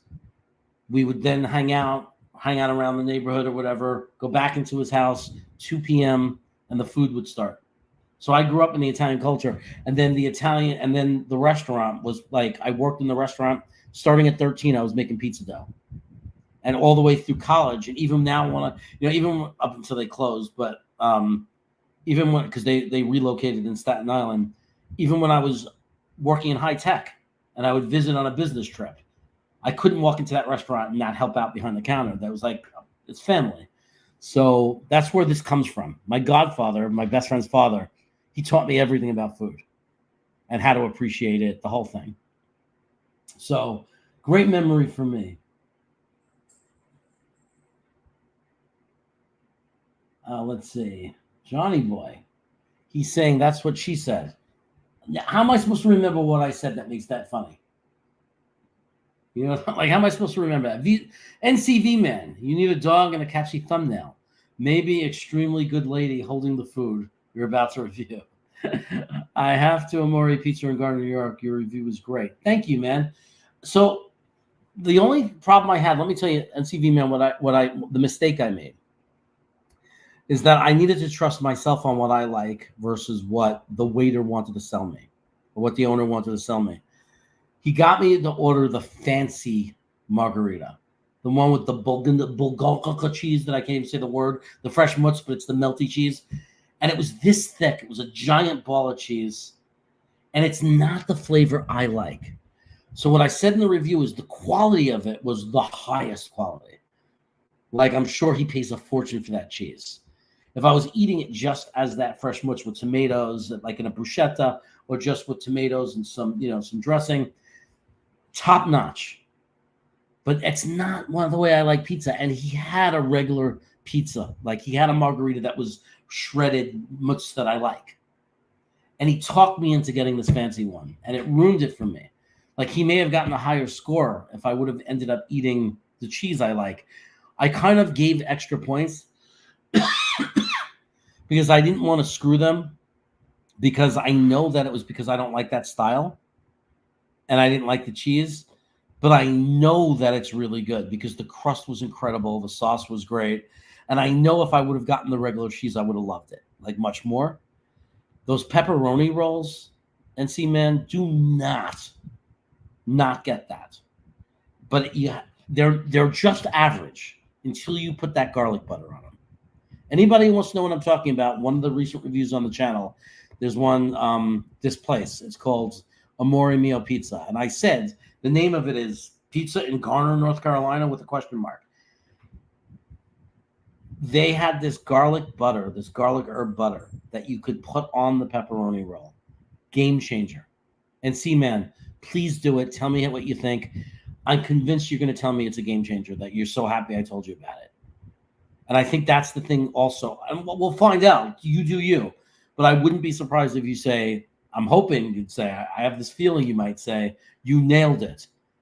Pepperoni roll with that butter on it. Like, that's their staple. That's their, like, if you get nothing else and get that, I believe it's worth a trip. That's how good that is. It's funny you say I need a dog and catch it. I tried the thumbnail. I copied Portnoy with the thumbnails. Like, half of it is the name of the restaurant. The other half is us holding the food. Like, I'm trying really hard. I think I need to put my new idea is to put text on the thumbnail, like I do for the Jet stuff. Like, because I don't know if when you're scanning through videos, are you reading the titles? What's catching your attention? What's making you want to click on it? Guys, think about it. In any channel, when you're out there on YouTube, I would love feedback. If you guys want to give me advice, what is it that makes you click on something? Because would it help if I said pizza in Garner question mark in text on that thumbnail? Is that what's going to catch people? You know, like I'm trying everything, and my brothers are like, they just want to do. They're happy we're documenting our life. This is fun, yay! And I'm like, no, I want to go viral. I want to walk into a restaurant one day because why shouldn't I want that? Tons of food review people go viral. They have thousands, they have about 50, 60,000 subscribers. Their videos are watched by 20,000 people. And they're not that good. I don't know what they're doing better than me. Because I want to go to my dream is to go into a restaurant and have the owner go, oh my God, sit down. What can I get you? That's my dream. That's can you imagine? I'm sure a lot of you can relate to that. Can you imagine walking into restaurants and having people kiss your butt because you're a known food reviewer? That's my dream life. My dream life. Ever since I realized I'm never going to be the center fielder for the New York Mets, that's my dream job. Nothing more of a dream than that. If I made a living going around, traveling around, going into restaurants and reviewing food, and I made a living at that, happiest guy alive.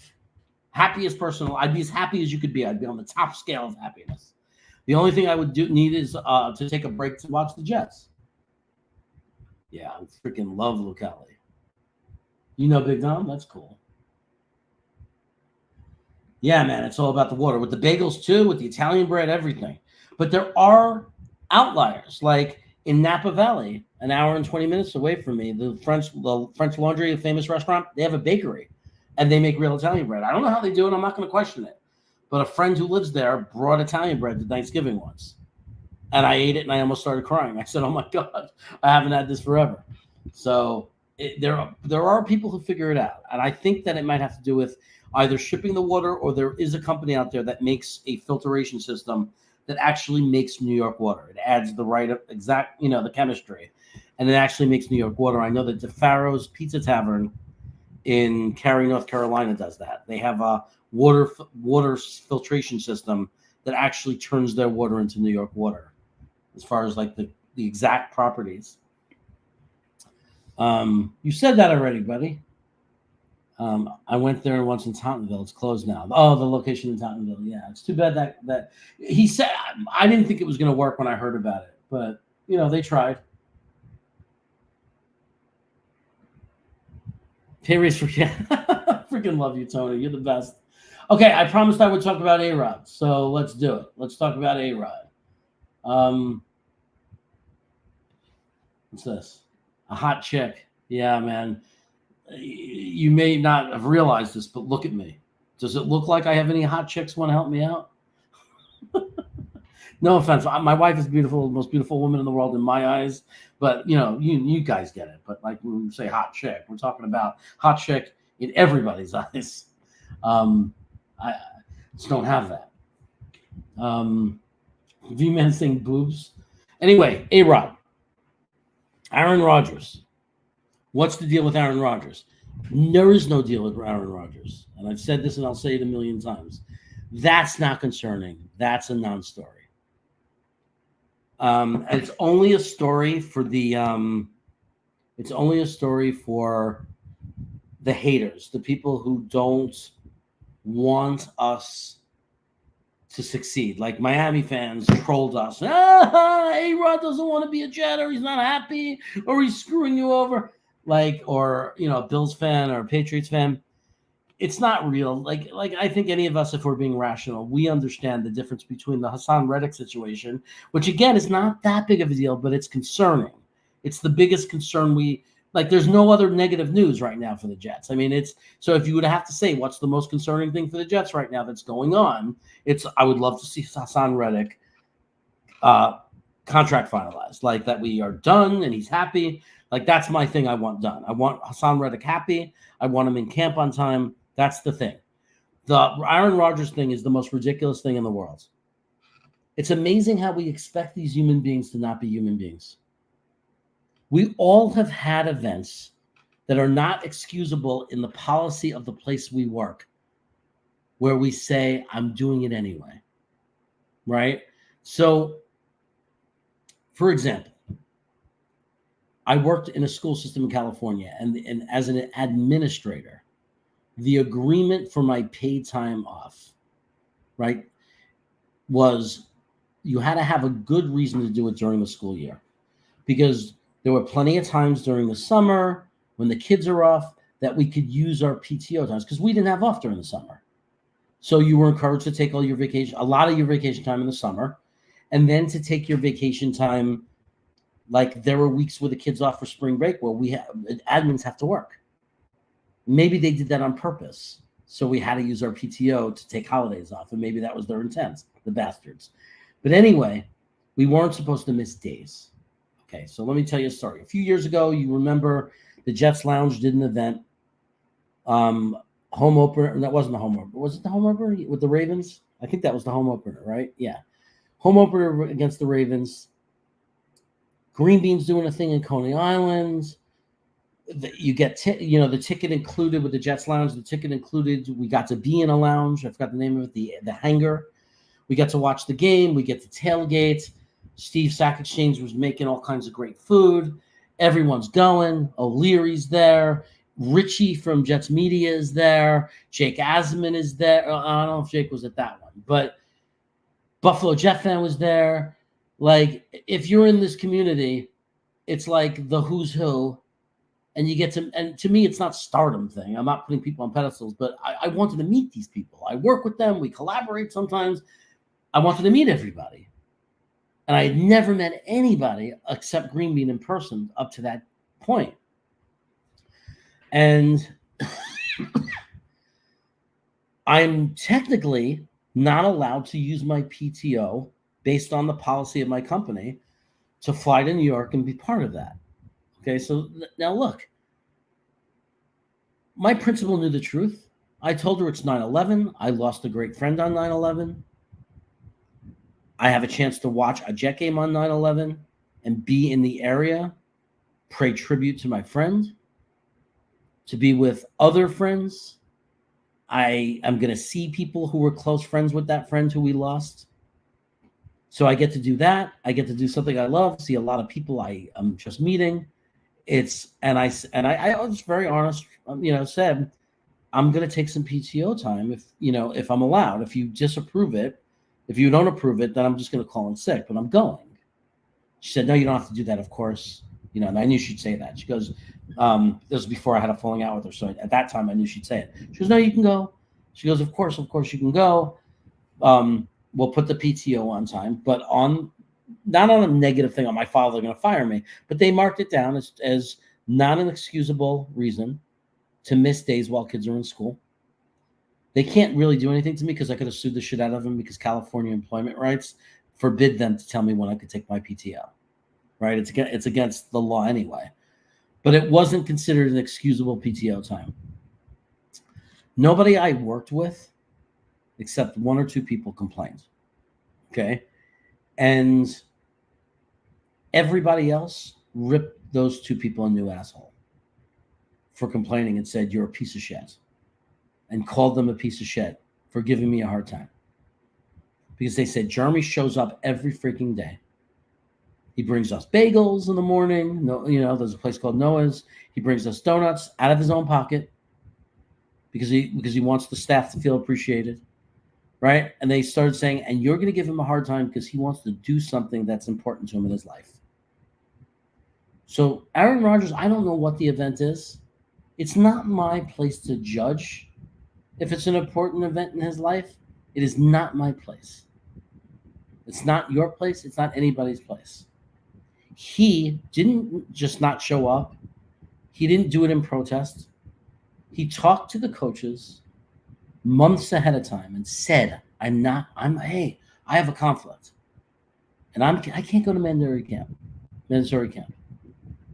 And I guarantee you, this is so implied in what Saleh said. They said, okay, I understand. We understand. We're not going to argue with you. But the contract, the CBA contract with the NFL and the Players Union calls for a certain protocol. It's not up to the team. You're breaking protocol if you don't do it. I'm sure there's ways they can eliminate the fine. They can compensate it with bonus. It doesn't matter. you can get penalized by the league. You're breaking the rules. You get penalized. Like Miami lost a draft pick for breaking the rules. We've seen New England lose draft picks for breaking the rules. I don't know that we lose a draft pick or what the punishment would be, but we'd be breaking the rules because every team has to, per the contract, follow the rule that mandatory means there's certain listed exceptions of why you can miss mandatory and have it be excused.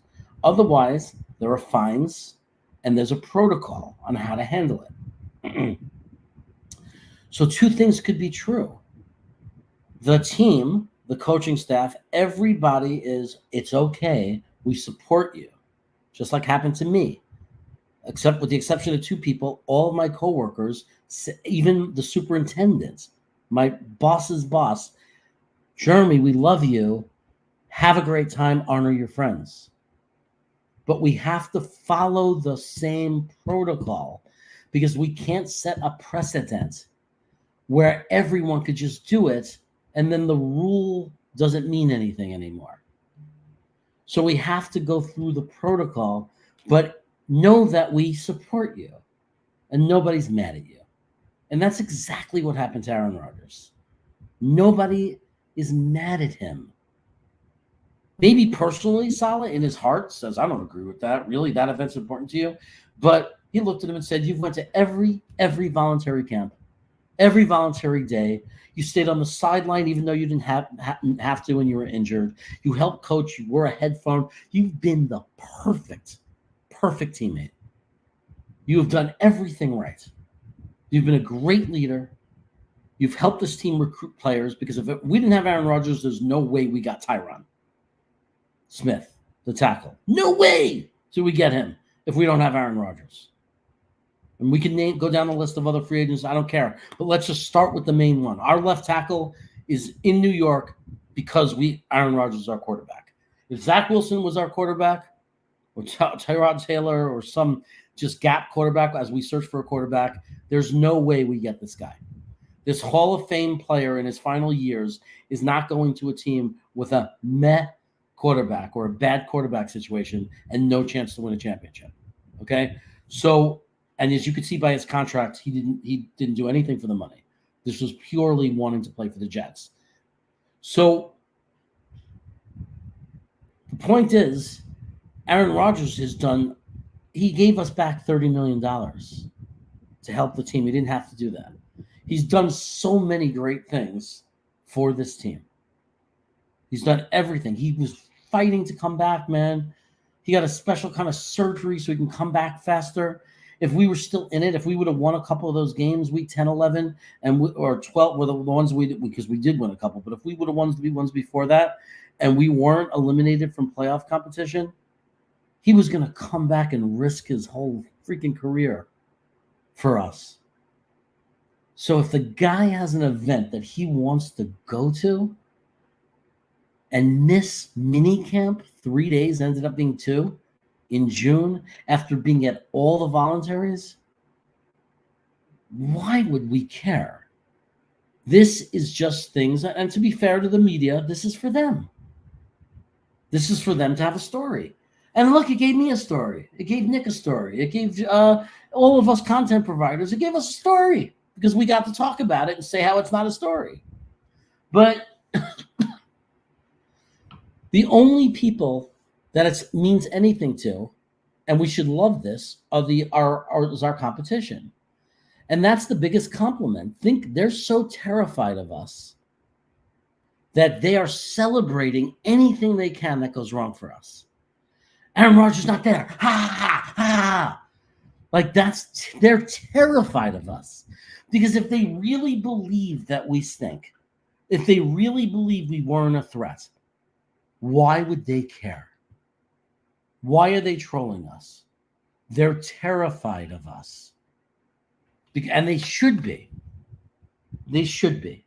Because if you know anything about football, if you have any knowledge of football, if you've ever watched football, and you understand the game and you understand the players, there's no sane person who has an argument. And I understand you can be negative and say injuries, but you can't control that. When you look at the roster, To say that we're not a scary team, to say that we don't have a top 5 roster in the NFL is absolutely insane.